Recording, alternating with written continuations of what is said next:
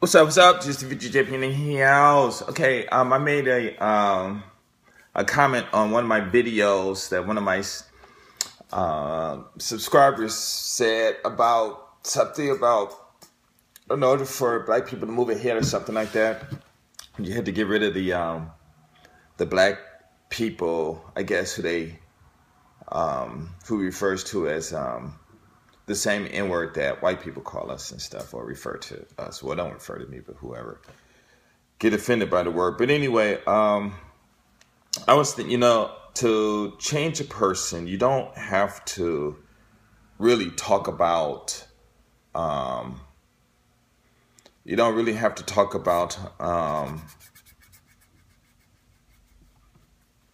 let's say, the problem. Okay, there's a lot of times when you have problems, but you don't really have to talk about the problem. You just show a better route. So let's say, for instance, a lot of blacks, they want to move ahead, but before they move ahead, they think that they need to start discussing this, what they call RSW or something, racist white supremacy or something like that. And as long as and then what's funny about it is a lot of from what I've heard, a lot of people said that you can't. It's something that'll always go on, and it'll never stop, and it can never be fixed or anything. So I would, to the way I'm thinking like, hey, well, if it's going to continue, and if it's something that can never be fixed, and that means that it'll never be understood. And because the reason I say it can't be understood is because things that you understand, you can fix them, or you can, do something to contain it or things like that. But I'm thinking that we're really wasting a lot of time focusing on how someone else thinks about us or how they treat us or the things they do to us. I think we need to focus on getting this information so that we can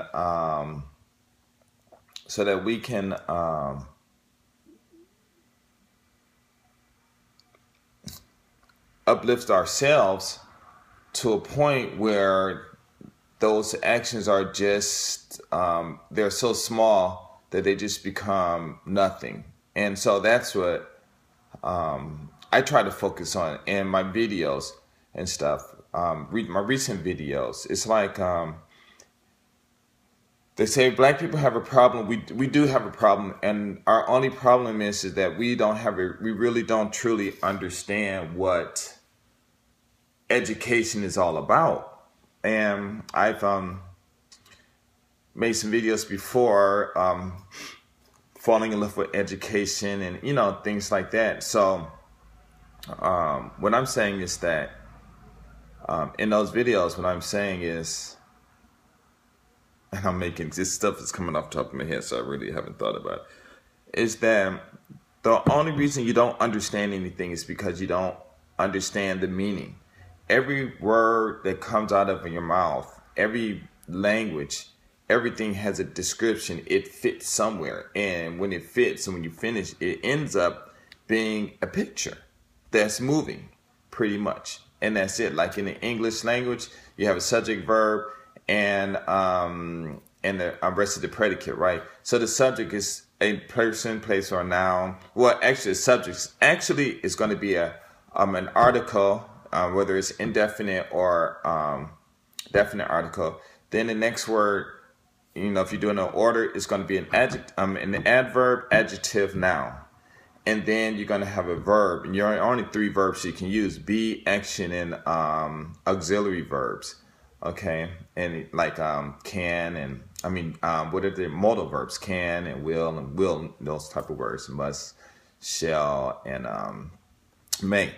And then when you go to the rest of the predicate after the verb, it's going to be exactly the same thing as the subject. It's going to be an article, whether it's indefinite or definite. The next word is going to be an adjective, not adjective, an adverb, adjective, and a noun, and that's it. And then you just have all these links, and buts and whatever, to do it, and pretty much that's it. And when you look at that, it's just a picture, pretty much. And so to increase the education levels in the schools, then you need to tell the kids that, hey, when you're reading something, it's the same thing as if you're listening, because you can listen to something. If you don't understand the vocabulary, then you're not going to understand or comprehend the whole gist, the meaning of what they are, whatever the speaker is saying. Okay, but it's the same thing when you're reading. When you read a book, all it is that person putting the things that they want to say to you on paper, and it's the same thing, except for you just have to take the time to read it, but you take the time to listen too. So which is quicker, reading or listening? Well, it just depends on the vocabulary and how well your mind, how well you can read and stuff like that and understand the words. When it comes to math, it's almost the same thing, except for math really is a picture, and that's it. And all you're doing is putting something together and taking it apart, and that's it. So my whole thing about not re-educating, but helping black men, black women rise up, is just to let them know that, hey, this is what it really is. And the mistake that you're making is not that you don't like education or you don't like that. It's that you're not focusing on the education or the information, because there's something in that information that you don't understand, and when you don't understand it, it causes a block. And when it causes a block, it's like bibin, like we say in Japan, right? And like they say in Japan. And what it does is once you get to that block, then you can't go any further. So then what you do is you create this confusion in your mind. And so you say, well, I need to think of something. So what you do is you start thinking of something else, like going to a club or being with your friends or doing something bad or whatever. But you're thinking about that, and then you got this confusion, and there's no connection. There's no equation. Like 1 + 1 = 2 should excite everyone. If you understand math, that should excite everyone. But a lot of people who don't understand math won't become excited about that. So what happens is this confusion creates this creates this thought, whatever it is.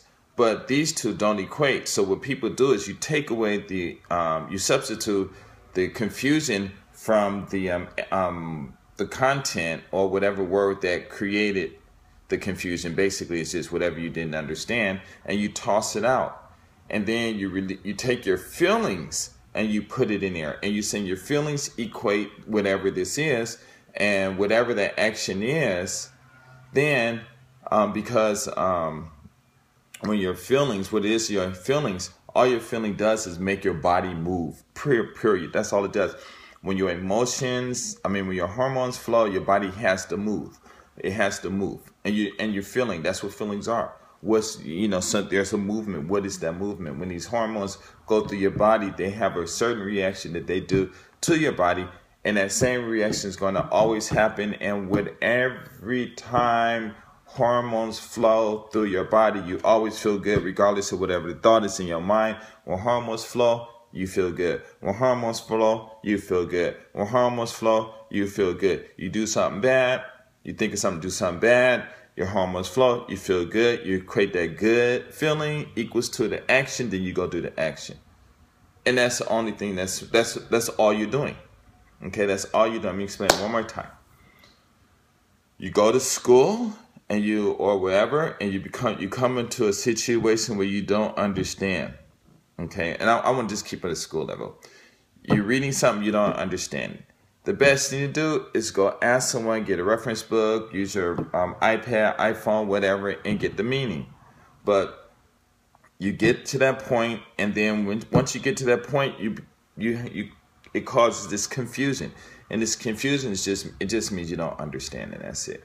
Then because you're confused, then you start thinking about other things. That other thought that you want to do is a controlled thought. that means everything that you're thinking at that point is going exactly the way you want it. My lips are dry. I need some water.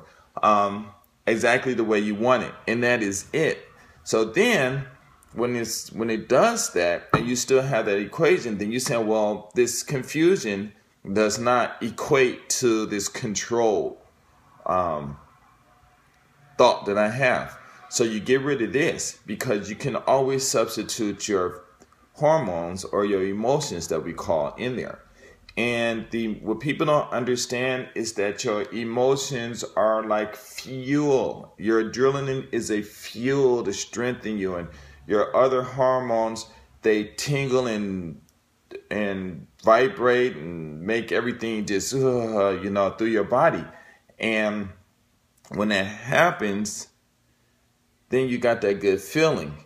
And whatever that controlled situation is, and you got that good feeling, it's like this controlled situation feels good.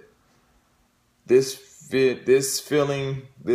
feeling of goodness or whatever is I'm having this because of this image. So you go out and do it.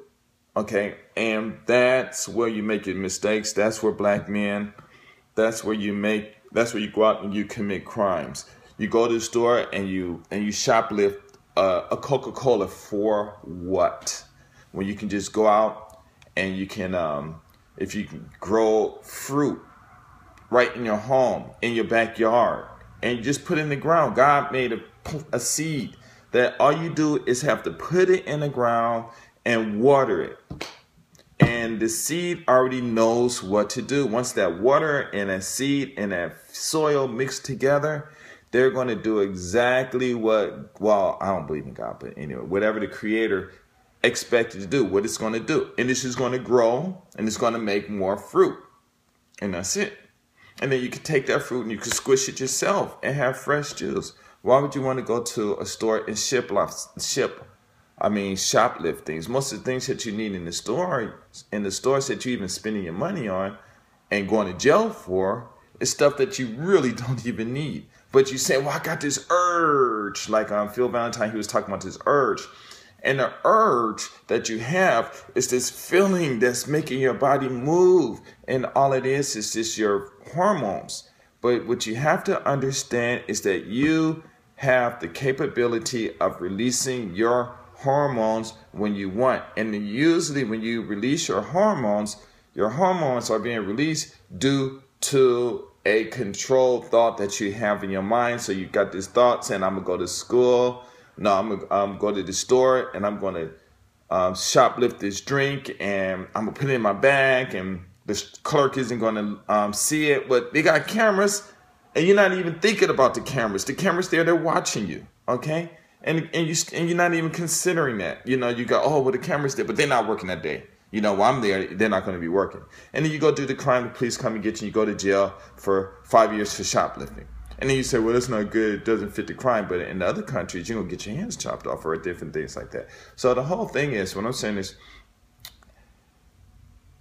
the only reason you commit a crime is not because you're a bad person. The reason that you commit a crime is because you release your hormones that that goes through your body, and it makes your body does this thought, and this thought is like a program, and that's it. So all you have to do to stop committing crimes is just stop those controlled thoughts. If you're going to think like, I'm going to go do this, then you have to think of the other side too. Well, what's the repercussion? What's the other side of the story? Because the whole thing is those people who are in control, they have enough resources. They got more resources and they got patience, and they will find you.